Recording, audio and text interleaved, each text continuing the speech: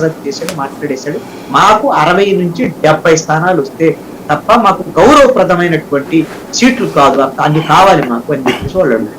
రేపు పొద్దున అని రాలేదనుకోండి, వాళ్ళు బహిరంగంగా చెప్తున్నారండి. పార్థసారథి గారు వాళ్ళగా బీజేపీ వాళ్ళ కాదు, జనసేన వాళ్ళు డిబేట్లలో వాళ్ళ అధికార ప్రతినిధులు ఏం చెబుతున్నారంటే, మాకు గౌరవప్రదమైనటువంటి సీట్లు రాకపోతే మా పవన్ కళ్యాణ్ గారు ముఖ్యమంత్రిగా అవకాశం ఇవ్వటం లేదంటే, పవర్ షేరింగ్ లేదు అంటే మేము పొత్తున్నా సరే జనసేన వాళ్ళకే మా వాళ్ళు ఓట్లు వేస్తారు, జనసేన అభ్యర్థులకు మాత్రమే, తెలుగుదేశానికి మా జన సైనికులు ఎవరు ఓటేయరు, మేము ఖచ్చితంగా ఇది మేము చేస్తాం, ఆ విధంగా మేము అంతర్గతంగా కూడా ప్రచారం చేస్తాం అనేటువంటి బహిరంగంగా చెప్తున్నటువంటి పరిస్థితి. అసలు ఇంకా పొత్తుకు సంబంధించినటువంటి పొత్తు అన్నారు కానీ సీట్ల ప్రకటన జరగలేదు.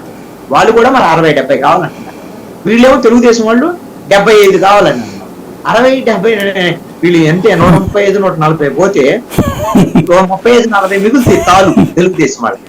ఆ తాళ్ళలో వాళ్ళు పాపం పోటీ చేయాలి. వాళ్ళకి 40% ఓట్లు, 23 ఓట్లు సీట్లు వచ్చినప్పటికి కూడా మరి వీళ్ళకి నోటాతో పోటీ పడేవాళ్ళు, అదే విధంగా జనసేనకు సంబంధించినటువంటి పవన్ కళ్యాణ్ 2 చోట్ల ఓడిపోయినటువంటి పరిస్థితి.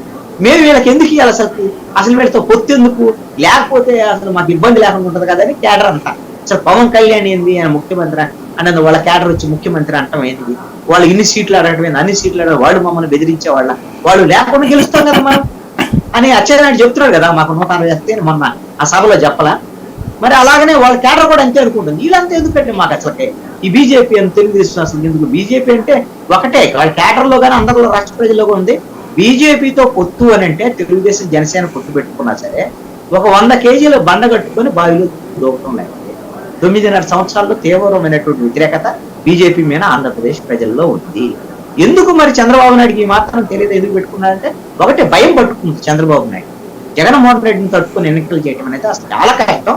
మా వెనకాల బీజేపీ ఉన్నారు, బీజేపీతో మనకు పొత్తుంది అంటేనే వాళ్ళ క్యాడర్ రేపొద్దున తెలుగుదేశం జెండా పట్టుకుని బయటకు వస్తారు, లేకపోతే భయపడతారు అనేటువంటి ఒక ఆలోచన, అంత భయంలో ఈ రోజున తెలుగుదేశం పార్టీ ఉన్నటువంటి పరిస్థితిలో ఈ రోజున గత్యంతరం లేక బీజేపీ పొత్తుకు అంగీకరిస్తున్నటువంటి పరిస్థితి ఉంది అని అనుకుంటున్నాను. ఇందాక ఒక మాట శ్రీధర్ గారు ఒక మాట చెప్పారు, కృష్ణాంజనేయులు ఒక థియరీ చెప్పారు కదా, ఈయన జగన్మోహన్ రెడ్డి తెస్తున్నాడు, ఇది చంద్రబాబు నాయుడుకి తెలియదు అంటే, చంద్రబాబు నాయుడుకి అన్ని తెలిస్తే సపోజ్ నాకన్నా తెలియదని నేను అన్నాను. నేను అలాంటి అజ్ఞానమైన మాటలు మాట్లాడను. కానీ ఇప్పుడు ప్రశాంత్ కిషోర్ లాంటి వాళ్ళు చంద్రబాబుకి చెప్పడానికి వచ్చారు, సలహాలు చెప్పడానికి. నేనంటే ప్రశాంత్ కిషోర్ లాంటి వస్తాను. కానీ ఒక విషయాన్ని మీకు చెప్తాను, చంద్రబాబు 2018 నుంచి ఇప్పటి వరకు జగన్మోహన్ రెడ్డి వేసేటువంటి ప్రతి ట్రాప్ లో చంద్రబాబు నాయుడు పడుతున్నాడు. ఆయన గేమ్ లో వీళ్ళు పావులుగా మారుతున్నటువంటి పరిస్థితి. మీకు ఒక్క ఉదాహరణ సింపుల్ గా చెప్తాను. BCY అనే ఒక పార్టీ, దానికి రామచంద్ర యాదవ్ అని చిత్తూరు జిల్లాలో